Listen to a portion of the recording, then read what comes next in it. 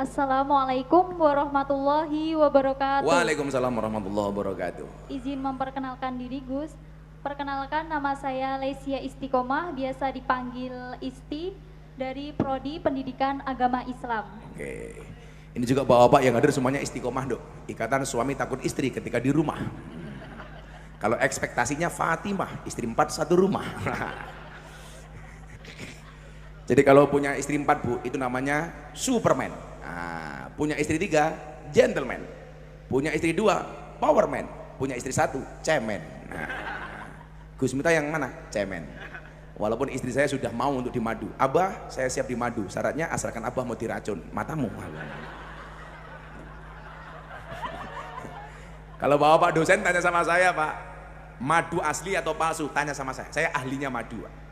Madu taruh di atas meja, dirubung semut, palsu, Bu, karena mengandung gula. Nah, madu taruh botol, dikocok, dia gerak, palsu, mengandung air. Nah, madu bawa pulang, istri marah, asli.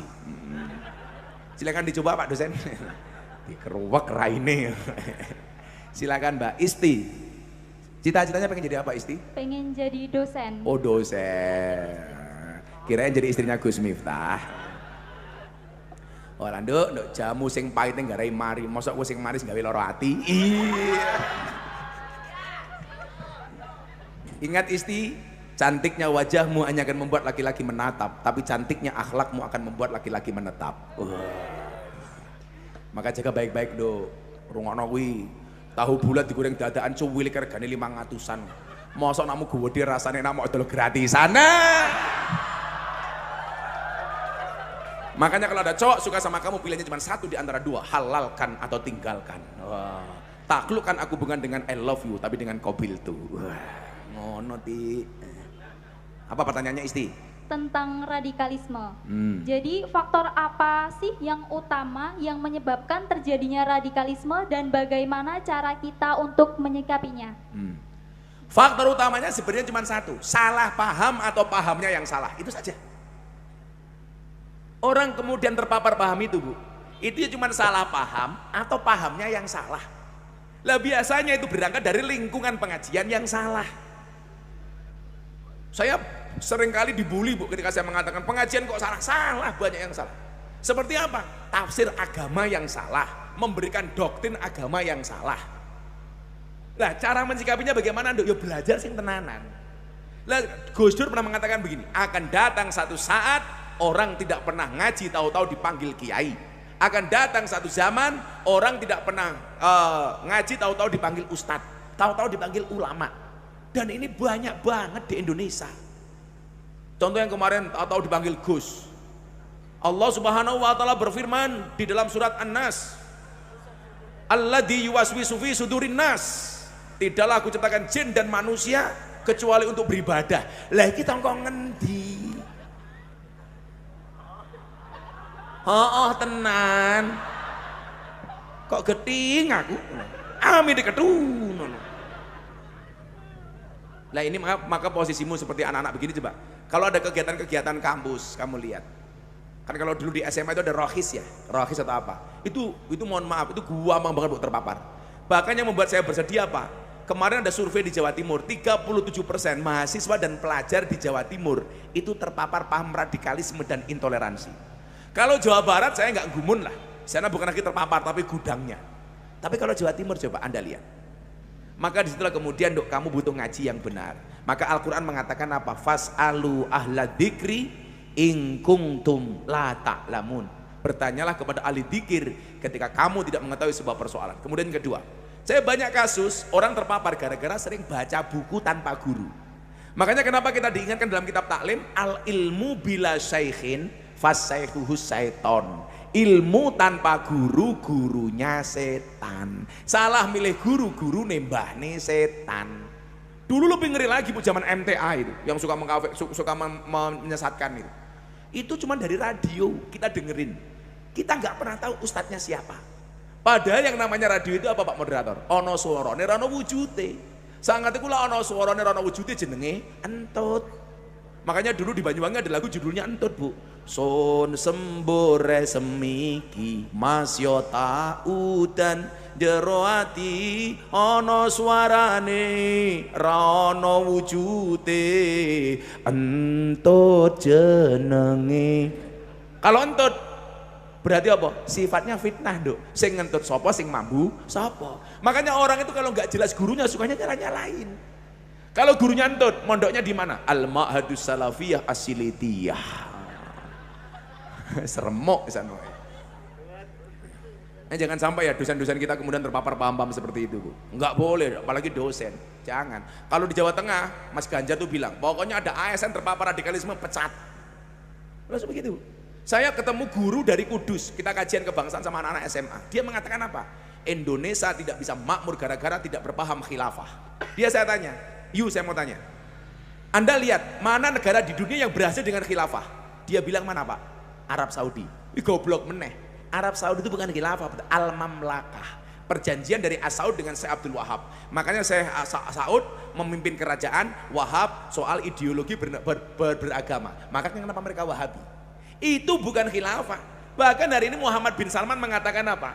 Ada ulama yang mensiarkan memfatwakan khilafah, pancung lehernya tanpa pengadilan. Kita itu aneh, sedikit-sedikit kiblatnya ke Arab Saudi. Soal fashion, kita kiblatnya ke Arab Saudi. Kemarin saya haji, Bu, makan di rumah makan Mat'amusin, masakan Cina. Ada cewek sudah tidak berjilbab. Saya tanya, kenapa you nggak pakai jilbab? Pemerintah kami sudah mencabut kewajiban untuk berjilbab. Lucunya apa? Indonesia berkiblat ke Arab, Arab berkiblat ke Amerika, Amerika sudah belajar budaya ke Indonesia, latihan gamelan, blangkon dan lain sebagainya. Orang Amerika bangga dengan Indonesia, kita ikut-ikutan Arab. Makanya dulu saya pakai blangkon dihina, kiai kok blangkonan. Lah urusannya apa karo blangkonku? Aku tuku blangkon ya duit-duitku dewe, sing tak wadahi ndas-ndasku dewe. Ini kalau di Arab terkenalnya minta ampun. Mahada. Ini apa? Saya bingung, blangkon bahasa Arabnya apa? Akhirnya saya jawab, hada blangkon. Tanya sama orang Arab, mau blangkon? Blangkon itu apa? Ina urroksi, wadai endas. Akhirnya blangkon saya diminta, ta'al istalif, dipinjam. Kok kecut? Ya kecut, goblok. Aku ora tau ngambu aku. Kita harus bangga dong.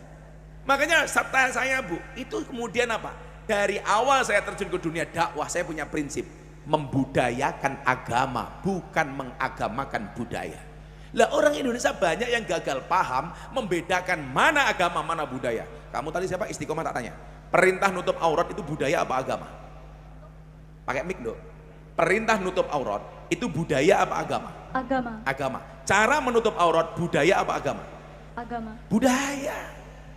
Hei orang Arab, tutup auratmu pakai jubah. Begitu masuk ke metro, hei orang metro, tutup auratmu. Apakah orang metro harus pakai jubah? Orang, Nduk. Pekerjaannya menek wit kelapa golek degan kok nganggo jubah, bluluke nambah loro.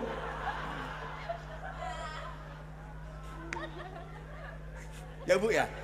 Kenapa Ibu membayangkan bluluk saya? Pekerjaannya ngedok pasir ning kali kok nganggo jubah. Yo little body, sini gatel kelebon wedi.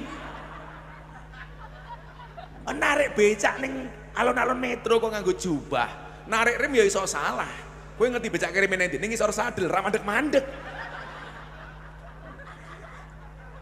Makanya begitu masuk Indonesia boleh pakai celana kayak bapak-bapak, boleh pakai sarung, boleh seperti yang saya pakai. Dek mahasiswi yang saya pakai namanya apa ini? Rok mbahmu ngawur rok. Ini namanya kulot, bukan kulot. Tok rung katok sarung. Dari depan kayak sarung, dari belakang kayak katok. Tak buka, yura apa-apa lah matanya ngene-ngene ngopo ini. Ini budaya itu. Kenapa kita nggak bangga? Saya pengajian seperti ini, Bu, masuk istana ketemu teman-teman artis, fine. Makanya saya banyak dikritik sama teman-teman NU. Wih kok penampilanmu rada wow toh Gus. Jamaahku ki beda. Saya punya prinsip, kalau hanya gara-gara atribut dan dakwahmu diremehkan, mohon maaf. Kalau hanya gara-gara atribut dan pakaian yang kamu gunakan, dakwah dan Islammu diremehkan, dihina, maka menggunakan atribut dan pakaian mahal hukumnya wajib. Kan begitu, Bu. Kalau hanya gara-gara penampilan saya mereka tidak mau mendengarkan dakwah saya, teman-teman artis yang wow glamor, gebiar gitu, maka menggunakan sesuatu yang mahal hukumnya wajib. Yo jangan dipadakin, Nduk. Aku karo kiaimu ning desa Mbah Mudin, sarunge kelembak menyan, sarunge nglinting, ambune kelembak menyan, untune gudalan pisan. Yo beda, Nduk itu. Ini budaya. Makanya kenapa kemudian bedakan antara budaya dan agama. Sehingga ya mohon maaf, kuncinya adalah berguru kepada guru yang ilmunya bernasab kepada Kanjeng Nabi Muhammad SAW. Saya dikritik, Bu, kenapa Gus jadi kiai mahal? Loh, jujur saja, Bu, kalau saya dengan BUMN, pejabat, dengan politikus, mungkin Kiai NU yang paling mahal saya, Bu. Saya dulu protes, kenapa? Saya acara bareng sama artis dangdut, kiai dibayar separuhnya artis dangdut. Saya protes, bukan masalah miftahnya. Saya bilang, Anda tidak fair. Penyanyi dangdut yang hanya sekedar ngajak orang goyang Anda hargai mahal. Kenapa kiai yang membangun moralitas bangsa, mengajarkan akhlak, mendidik bangsa, memberikan edukasi Anda bayar murah? Bukan hanya miftah, akhirnya apa? Kita nggak kalah, Bu, sama penyanyi dangdut. Makanya saya tahu kenapa saya datang ke IAIN Metro, karena saya tahu kalau saya nggak datang Anda nggak kuat bayar, Bu, itu loh, Bu. Makanya cintaku padamu seperti air kencing di dalam kolam renang. Maksudnya apa? Wujudnya tidak nampak tapi hangatnya bisa dirasakan. Yeah.